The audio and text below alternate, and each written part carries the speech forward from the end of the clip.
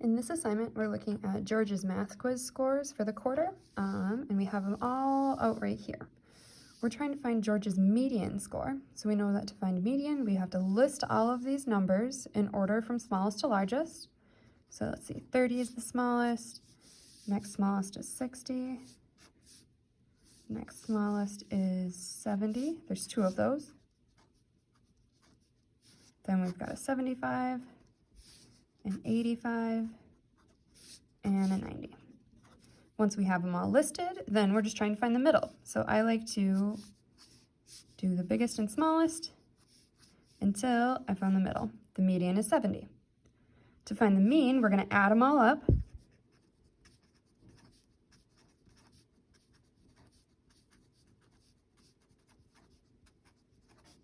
And once we add them all up, we get 480.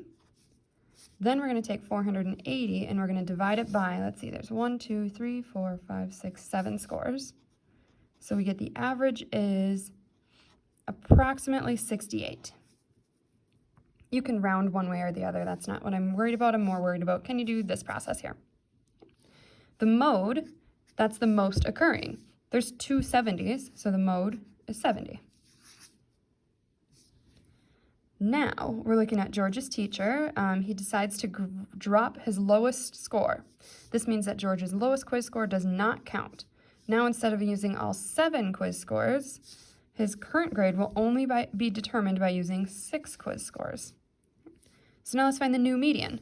Now, it's the same list, but now we're not going to have that 30. That 30 is not there anymore. So I've got 60, 70, 70, 75, 85, and 90. And we're going to find the median. So again, we'll do biggest, smallest, and now it's got to be somewhere in between here. Remember mean, median, and mode toads, when you have two numbers in the middle, you're going to have to add them up and then divide by 2. So we're doing 70 plus 75, that equals 145, and then I take 145 and divide it by 2. I get that the median is 72.5. How did this change?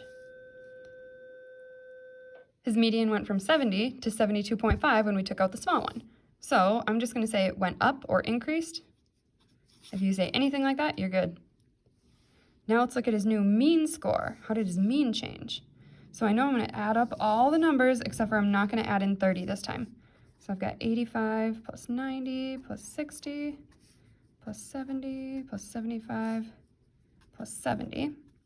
That equals 450.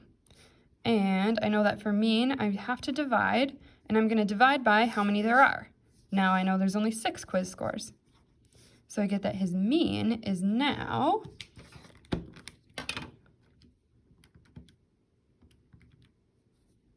75. And his new mean, let's see, so his mean before was 68, and now it's 75. That went up a lot.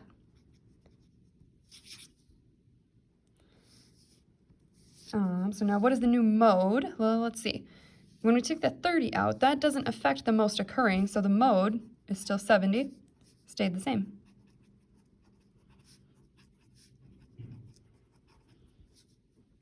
So now with these ones, it just wants us to make a prediction. We don't actually have to do the calculation right here, so it should be a quicker one. What will happen to the mean? That's like this right here. This is kind of what we're focusing on. What will happen to the mean if the lesson 20 score was 55%? So if I put a 55 in here, how do you think that's going to affect his mean? Well, when we when we took out a small number, the mean went up. What happens when we add in a small number? That's going to pull the mean down. So if you have one bad quiz score, that's going to pull your mean down. How about what's going to happen to the mean if the next score is 90? Well, he already has a 90, but if you do better on the next test, that's definitely going to pull your score up. So the mean is now going to increase. And we don't need to calculate again. It says without calculating, so you only needed to say something like go down, go up. What do you think will happen to the mean if his lesson 20 score was a 70%? Well, his mean was 70. Then it was 72. What if we put in, then it was 75. What if we put in a 70?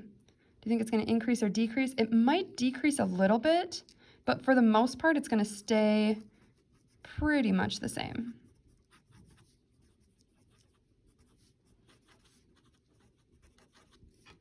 Maybe decrease a little.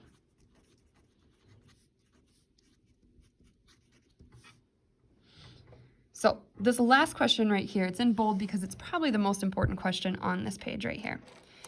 What score would George need to get in order to have a mean score of 78%? So the way that we're going to do that is we're going to use the formula for mean. I know to find mean, we need to add all the numbers. Then I'm going to divide by how many. And that equals the mean. So I'm going to rewrite this equation, but I'm going to put in numbers right here. I need to have a mean score of 78, so that means I need to have an equals 78. Remember that this lesson 30 or this 30% quiz isn't there, so so right now he has 6 quizzes.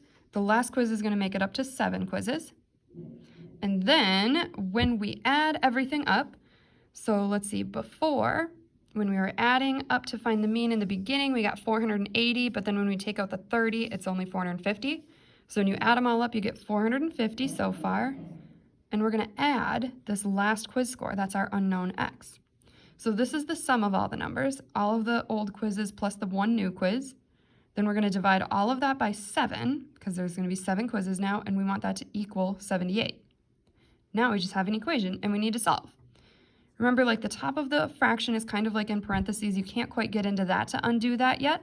So we're going to have to undo this divide by 7 by multiplying both sides by 7. Now I have 450 plus x equals, let's see, 78 times 7 is 546.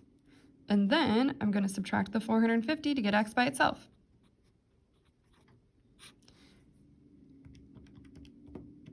And I get that x equals 96. So that means he would have to get a 96 or better on his quiz to have a mean of 78.